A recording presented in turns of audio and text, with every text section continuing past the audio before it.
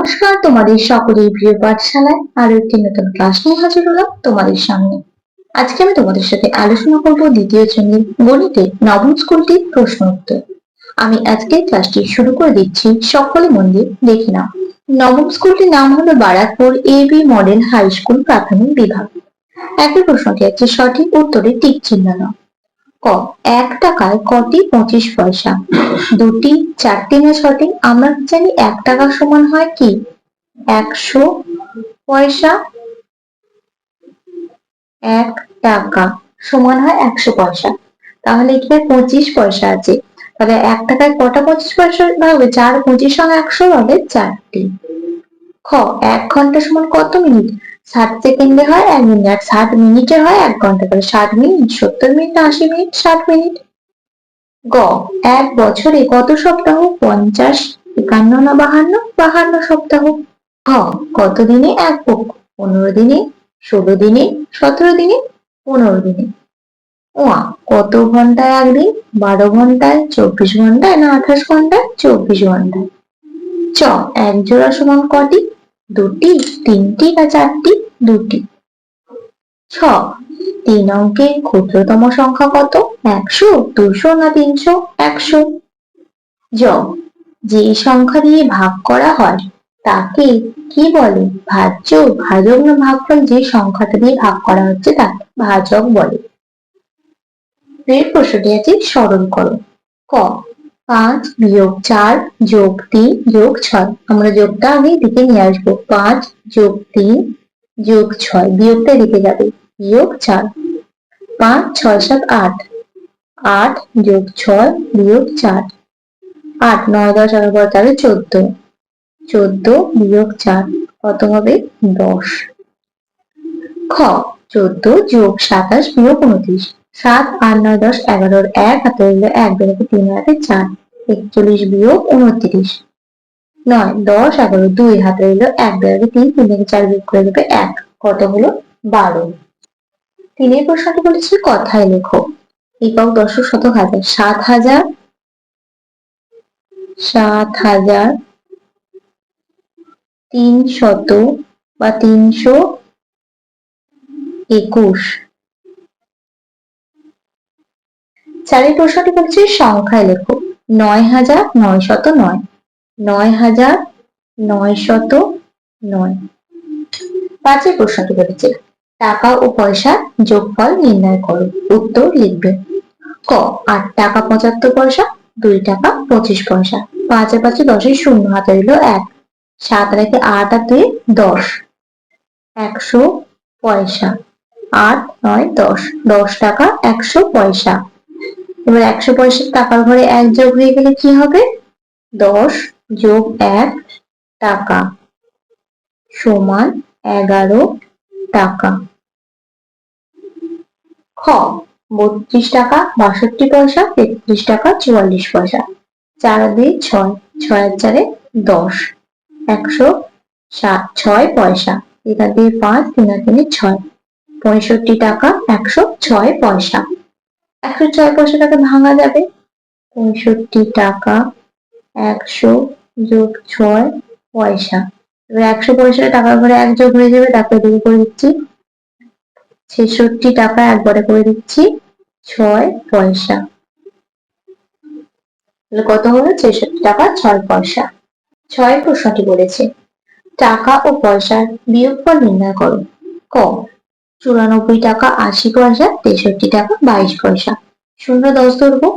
8 হাতে রইল 1, বেরোবে 3 4 5 6 7 8, 58 পয়সা। 3 থেকে 4 দিকে 1, 6 থেকে 9 দিকে 3, তাই 31 টাকা 58 পয়সা। খ, 82 টাকা 90 পয়সা, 67 টাকা 5 পয়সা। 5 থেকে 0 10 ধরবো। 5 হাতে রইল 1, 1 থেকে 9 বিয়োগ করে দেবো 8, 85 পয়সা।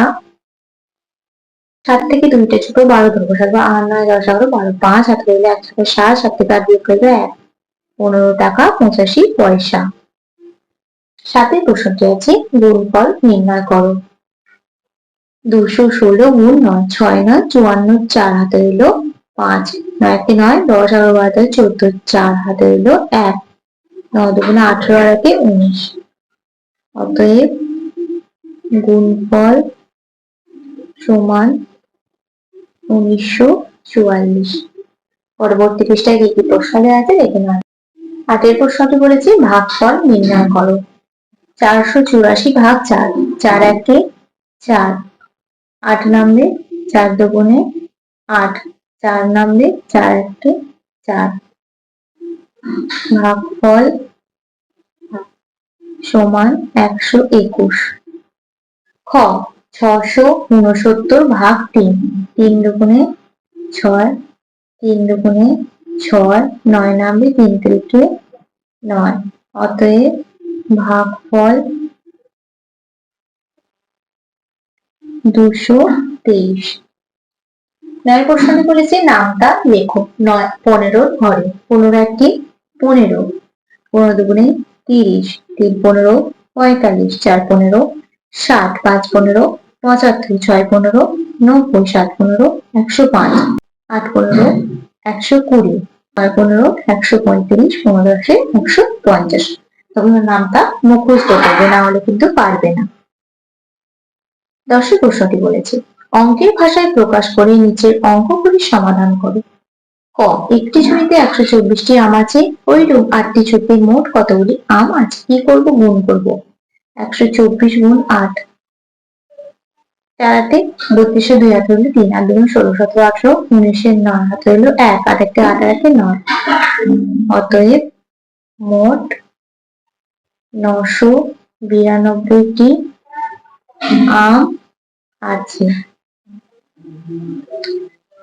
ক্ষয় প্রশ্নটি আছে 70টি কমলা লেবু 14 জন বালকের মধ্যে সমান ভাগে ভাগ করে দিলে প্রত্যেক বালক কটি করে কমলা লেবু পাবে? সোজা কি করব? 70 ভাগ 14 করলে পেয়ে যাবো 5 14 70। অতএব প্রত্যেক বালক 5টি করে কমলা লেবু পাবে।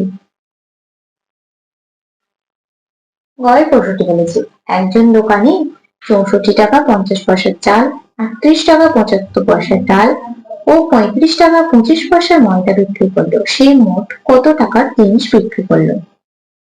চাল 64 টাকা 50 পয়সা, ডাল 38 টাকা 75 পয়সা, ময়দা 35 টাকা 25 পয়সা।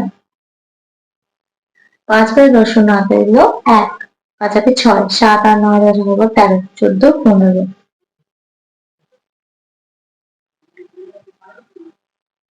8 9 10 11 12 13 14 15 16 17, 7 আর হলো 1, 3 একে 6 6 12 আর একে 13, 137 টাকা 50 150 পয়সা। এবার 150 পয়সাটা আমাদের ভাঙা যাবে, দেখো দিকটা করছি। 137 টাকা 100 যোগ 50 পয়সা, এটা এদিকে এক যোগ হয়ে যাবে 138 টাকা 50 পয়সা। তোমরা উত্তরটা লিখে রাখো, সে মোট কত টাকার জিনিস বিক্রি করলো? 138 টাকা 50 পয়সার জিনিস বিক্রি করলো। তাহলে স্টুডেন্টস আজকের ক্লাসটি আমি এখানে শেষ করছি। খুব তাড়াতাড়ি আরো একটি নতুন ক্লাস নিয়ে আসবো তোমাদের সামনে। যদি তোমাদের আজকের ক্লাসটি ভালো লেগে থাকে তাহলে অবশ্যই লাইক কমেন্ট সাবস্ক্রাইব এবং বন্ধুদের সাথে শেয়ার করতে একদমই ভুলবে না। সকলে সুস্থ থাকবে, স্বাভাবিক থাকবে। সকলকে অসংখ্য ধন্যবাদ জানাই।